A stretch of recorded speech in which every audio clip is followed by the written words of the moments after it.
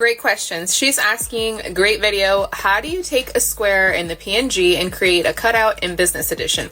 Let me show you how I do this using Silhouette Studio Business Edition software.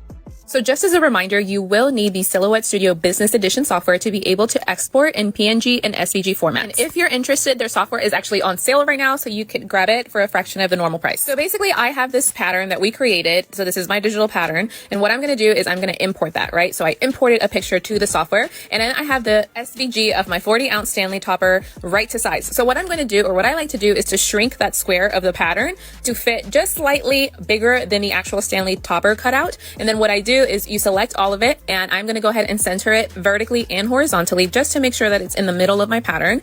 And then I'm going to go over to the right side of this screen where the tool panel is, and I am going to click on the modify panel button. And if you hover over each of these icons, it'll tell you what each panel is and what it does. Once I have the modify panel open, I have all of these options, and I'm going to select the cropped button and click on that so that my background converts into the size of the 40-ounce Stanley topper. You could totally just take this square and export that square in that size and then just press your Stanley blank on top of that. I like to crop all of my designs to size. However, that's just easier for me. Now I'm going to go over to File, Save Selection As, and then Save to Hard Drive. You want to make sure you have the actual PNG or SVG that you're trying to export selected before you do that. I'm going to change the name of this here in the file, and then where it says Save as File Type, you have options to either save it in Silhouette Studio, which you'll get the little Studio, 3 at the end, but I'm going to save it as a PNG. You also have the option of saving it as an SVG and other options, but I need it as a PNG. So once I click PNG, I hit OK, and then it asks me, do I want to save it with a transparent background? I always click yes for all of my PNG files, and then I click save, and it'll be saved in my library. So now I can upload it to Canva or to Word or to Affinity or to Photoshop or wherever you like to print your sublimation prints from.